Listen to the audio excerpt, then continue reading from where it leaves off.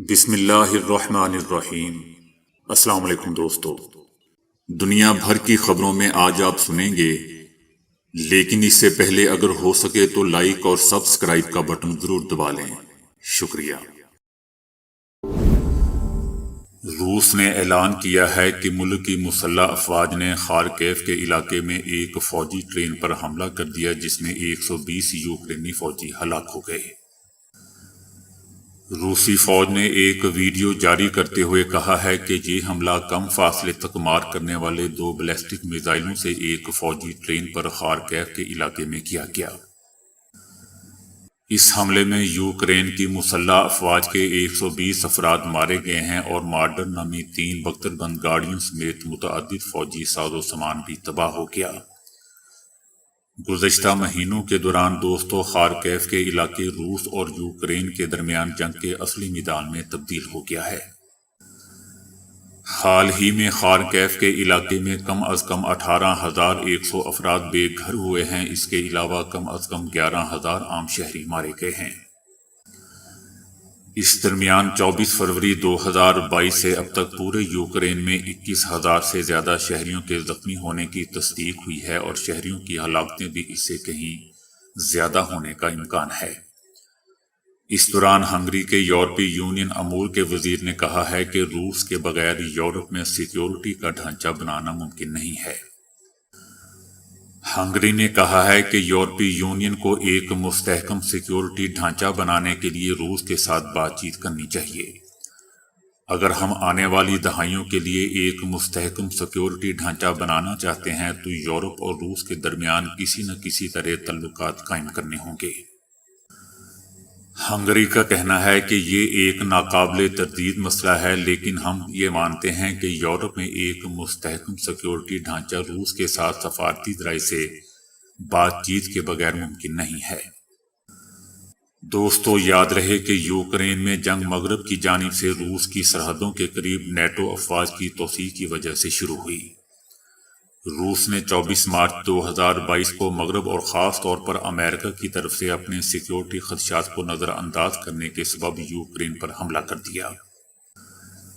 مغرب کی روس کے خلاف بے مثال پابندیوں اور روس کو الگ تھلگ کرنے کی مغرب کی کوششوں کے باوجود دوستو، روس جنگ کے دوران اپنی معیشت کو رواں دواں رکھنے میں کامیاب رہا ہے۔ احتساب عدالت نے عمران خان اور بشرا بی بی کا 8 دن کا جسمانی ریمانڈ منظور کر کے 20 جولائی کو دوبارہ پیش کرنے کا حکم دیا ہے۔ عمران خان اور بشرا بی بی کو اڈیالہ جیل میں ہی رکھا جائے گا۔ اس کیس میں عمران خان اور بشرا بی بی پر توشہ خانہ سے جیولری سیٹ خرید کر فروخت کرنے کا الزام ہے۔ جیولری سیٹ کی کل مالیت 7 کروڑ 50 لاکھ روپے بنتی ہے۔ سابق صدر ٹرمپ اپنی انتخابی ریلی میں فائرنگ سے زخمی ہو گئے ہیں جبکہ ایک شخص ہلاک ہو گیا۔ وہ انتخابی ریلی کے شرکاء سے خطاب کے لیے اسٹیج پر موجود تھے کہ اس دوران نامعلوم افراد نے ان پر فائرنگ کر دی جس کے نتیجے میں وہ زخمی ہو گئے، جبکہ حملہ آور کو ہلاک کرنے کا دعویٰ بھی کیا جا رہا ہے۔ ٹرمپ کے کان پر خون کے نشانات دیکھے گئے ہیں۔ فائرنگ کے بعد سیکیورٹی اہلکاروں نے سابق صدر کو حصار میں لے لیا اور وہاں سے لے کر روانہ ہو گئے۔ گولیاں لگنے سے ریلی میں موجود ایک شخص ہلاک ہو گیا۔ واقعے کے بعد وہاں موجود لوگوں میں خوف و ہراس پھیل گیا۔ امریکی سیکرٹ سروس کا کہنا ہے کہ ریلی میں فائرنگ کے بعد ٹرمپ محفوظ ہیں۔ سابق صدر کو محفوظ مقام پر منتقل کر دیا گیا ہے۔ ریلی میں پیش آنے والے واقعے کی تحقیقات شروع کر دی گئی ہیں۔ فائرنگ کرنے والے کا ابھی تک کچھ علم نہیں ہو سکا۔ سابق امریکی صدر ٹرمپ کا ایک بیان سامنے آیا ہے جس میں انہوں نے کہا ہے کہ میں بالکل خیریت سے ہوں، میں کسی سے ڈرنے والا نہیں ہوں اور سب کا ڈٹ کر مقابلہ کروں گا۔ ٹرمپ پر فائرنگ کے واقعے سے لا علمی کا اظہار کرتے ہوئے صدر جو بائیڈن کا کہنا ہے کہ ٹرمپ کی ریلی میں فائرنگ کے واقعے میں بریفنگ مجھے نہیں دی گئی۔ دوستو، یاد رہے کہ 2 دن پہلے پریس کانفرنس میں صدر جو بائیڈن نے صدارتی الیکشن کی دوڑ سے دستبردار ہونے سے انکار کرتے ہوئے کہا تھا کہ صدارتی الیکشن لڑنے کا سب سے زیادہ اہل میں ہوں۔ ٹرمپ کو پہلے بھی ہرایا تھا، اب بھی ہراؤں گا۔ ٹرمپ کا جیتنا دنیا کے لیے تباہی ہوگا۔ جو بائیڈن کا مزید کہنا تھا کہ یورپ ٹرمپ کے بیانات سے پریشان ہے، خارجہ پالیسی کبھی ٹرمپ کا مضبوط نقطہ نہیں رہا۔ ٹرمپ آمرانہ لوگوں سے وابستگی رکھتے ہیں، صدارتی الیکشن کی دوڑ میں اپنی میراث کے لیے نہیں ہوں۔ یوکرین کی کامیابی یقینی بنانے کے لیے میرا جیتنا ضروری ہے۔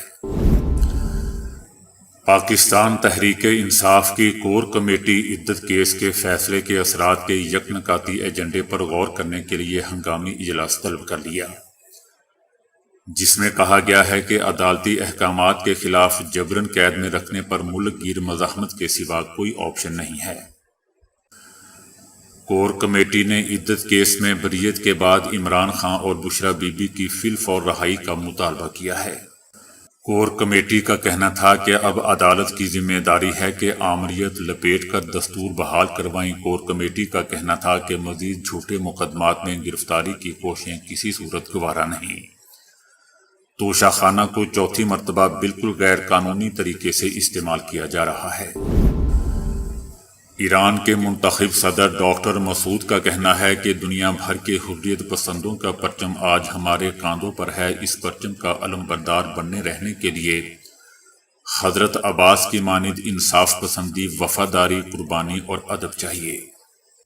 ان کا کہنا تھا کہ ہم پہلے اقدام کے طور پر پڑوسی عرب ممالک سے تعاون کی اپیل کریں گے تاکہ تمام سیاسی اور سفارتی وسائل سے استفادہ کرتے ہوئے غزہ جنگ بندی اور عوام کا قتل عام رکوایا جائے اور جنگ کو بڑھنے سے روکا جائے۔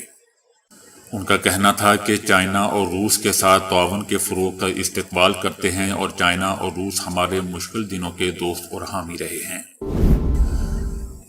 2 دہائیوں پر مبنی مطالعے سے پتہ چلا ہے کہ اوسٹیو آرتھرائٹس ہڈیوں کی ایک بیماری مریض میں دیگر دائمی بیماریوں کے بڑھنے کے خطرے کو تقریباً 3 گنا بڑھا سکتی ہے۔ اوسٹیو آرتھرائٹس میں ہڈیوں کا جوڑ ٹوٹ یا خراب ہو جاتا ہے، جس سے ہڈیوں کو ایک دوسرے کے خلاف آسانی سے حرکت کرنے میں دشواری ہوتی ہے۔ ڈاکٹرز نے پایا ہے کہ اوسٹیو آرتھرائٹس میں جیسے جیسے سال گزرتے ہیں صحت کے متعدد مسائل پیدا ہوتے جاتے ہیں۔ RMD اوپن میگزین میں شائع ہونے والی ایک رپورٹ کے مطابق ہڈیوں کے اس مرض سے پیدا ہونے والی دیگر دائمی بیماریوں میں دل کی بیماری، شوگر، موڈ کی خرابی، کینسر، گردوں، جگر، پھیپھڑوں اور دیگر اعضاء کی بیماریاں شامل ہوتی ہیں۔ سویڈن کی ایک یونیورسٹی میں ایسوسی ایٹ پروفیسر اینڈریا ڈیل کی سربراہی میں تحقیقی ٹیم نے بتایا کہ ہمارے نتائج بتاتے ہیں کہ ایسے مریضوں کو دیگر بیماریاں پیدا ہونے کے تقریباً 3 گنا زیادہ خطرے کا سامنا ہوتا ہے۔ عمران خان نے نئے توشہ خانہ کیس کی سماعت کے دوران کہا کہ جج صاحب آپ اللہ کو جواب دہ ہیں، ISI کو نہیں، کیونکہ جج بشیر نے کہا تھا کہ سر پر بندوق رکھ کر فیصلہ لیا جاتا ہے۔ عمران خان نے سماعت کے آغاز پر میڈیا کی غیر موجودگی پر اعتراض کرتے ہوئے کہا کہ اگر میڈیا نہیں آتا تو میں عدالت سے واک آؤٹ کر جاؤں گا۔ عمران خان کے اعتراض پر عدالت نے میڈیا نمائندگان کو جیل کے اندر بلانے کا حکم دیا۔ میڈیا نمائندوں کے عدالت میں داخل ہوتے ہی سماعت کا آغاز ہو گیا۔ عمران خان نے جج صاحب سے مخاطب کرتے ہوئے کہا کہ جج صاحب میری بیوی کا توشہ خانہ سے کچھ لینا دینا نہیں ہے، جیل میں 4 مرتبہ قرآن پڑھا ہے، اس میں ججز پر اللہ نے بہت ذمہ داری ڈالی ہے۔ بشرا بی بی کو صرف مجھے اذیت پہنچانے کے لیے جیل میں ڈالا ہوا ہے۔ عمران خان کا کہنا تھا کہ میری بیوی کو بادشاہ سلامت یعنی چیف آف آرمی اسٹاف نے ٹارگٹ کیا ہوا ہے کیونکہ میں نے اس کو ISI کے عہدے سے ہٹایا تھا اور میری بیوی نے اس کی سفارش نہیں کی، جس کی وجہ سے میری بیوی کو سزا دی جا رہی ہے۔ دوستو، مجھے لگتا ہے کہ عمران خان صاحب ذہنی توازن کھو چکے ہیں۔ بہرحال ان کا کہنا تھا کہ سابق وزیر اعظم کو رات 12 بجے بتایا جاتا ہے کہ صبح نیا کیس لگے گا، نیب والے روبوٹ ہیں، ان کو تنخواہ دے کر جو مرضی کام کروا لیں۔ عمران خان کا کہنا تھا کہ پہلے جس کیس میں سزا ہوئی وہ جیولری سیٹ ہمارے پاس ہے اور اس کی قیمت 1 کروڑ 80 لاکھ روپے تھی، لیکن انہوں نے 3.25 ارب کر دی۔ عمران خان کا کہنا تھا کہ میں صرف اپنی بیوی کی بات کر رہا ہوں، اس کو دوبارہ گرفتار کر کے بہت غلط کیا ہے۔ دوسرا کیس اس لیے بنایا ہے کیونکہ ان کو پتہ چل گیا ہے کہ پہلا سیٹ ہمارے پاس ہے، جنگل کے بادشاہ یعنی chief of army staff Asim Munir نے سب کچھ کروایا ہے۔ سماعت کے دوران دوستو بشرا بی بی اور عمران خان ایک ساتھ ہی بیٹھے ہوئے تھے۔ دوستو مجھے لگتا ہے کہ عمران خان کے ساتھ زیادتیاں کر کر کے عمران خان کو پاگل کر دیا گیا ہے، اس کا ذہنی توازن خراب کر دیا گیا ہے۔ ملک میں 8 اور 9 محرم کو طوفانی بارشوں کے امکانات ہیں، جبکہ مختلف اضلاع میں آج رات بھی شدید بارشوں کی توقع ہے۔ پی ڈی ایم اے کے مطابق محرم کے جلوسوں کی انتظامیہ موسمی شدت کو مد نظر رکھتے ہوئے حفاظتی تدابیر اختیار کرے، بجلی کے کھمبوں اور تاروں سے فاصلہ اختیار کیا جائے، جبکہ خستہ حال چھتوں کے اوپر محافل کے انعقاد کو گریز کیا جائے، دریاؤں اور ندی نالوں کی کراسنگ سے ممکنہ حد تک گریز کیا جائے۔ ایمرجنسی کی صورت میں پی ڈی ایم اے کی ہیلپ لائن 1129 پر رابطہ کر سکتے ہیں۔ عموماً پیدائشی بچوں کی اکثریت کسی نہ کسی درجے کے یرکان کی شکار ہو جاتی ہے۔ اب فوری طور پر تشخیص کے لیے استعمال میں آسان آلہ بنایا گیا ہے۔ یہ نظام بچوں کی دیگر جسمانی کیفیات پر بھی نظر رکھتا ہے۔ اس آلے کو پہنا جا سکتا ہے۔ پیدائشی بچوں کی اکثریت کے خون میں بلی روبن کی سطح بڑھنے سے بچے کی رنگت پیلی پڑ جاتی ہے۔ معاملہ بگڑنے پر بچے کی جان پر بھی بن آتی ہے اور عموماً دماغ متاثر ہوتا ہے۔ اگر پیدائشی بچے کو یرکان ہو جائے تو دھوپ میں بٹھانے یا پھر نیلی روشنی سے جسم کا بلی روبن بکھر کر جسم سے خارج ہو جاتا ہے، لیکن نیلی روشنی کی درست مقدار برقرار رکھنا ایک مشکل عمل ہوتا ہے، اس لیے اب اس آلے سے بلی روبن کی ہمہ وقت درست پیمائش کی جا سکتی ہے۔ دنیا کے پہلے پہنے جانے والے سینسر کی بدولت خون میں آکسیجن کی مقدار اور نبض بھی ناپی جا سکتی ہے۔ یوکوہاما نیشنل یونیورسٹی کے ڈاکٹر ہیروکوش اوٹا نے یہ آلہ بنایا ہے، جس کی تفصیل 3 مارچ کو شائع کی گئی ہے۔ وہ کہتے ہیں کہ دنیا میں آنکھ کھولنے والے 60 سے 80% بچوں کو یرکان لاحق ہو جاتا ہے۔ اس درجے پر یرکان پر نظر رکھنا اور علاج کرنا بہت ضروری ہوتا ہے۔ اس طرح فوٹو تھراپی اور علاج آسان ہو جاتا ہے۔ یہ آلہ ایک پٹی کی مانند ہے جسے بچے کے سر پر لگایا جا سکتا ہے۔ اس میں ایک خاص لینس بچے کے سر میں روشنی کی بچھاڑ کرتا ہے اور واپس آنے والی روشنی سے خون میں موجود یرکانی مادے کی پیمائش کرتا رہتا ہے۔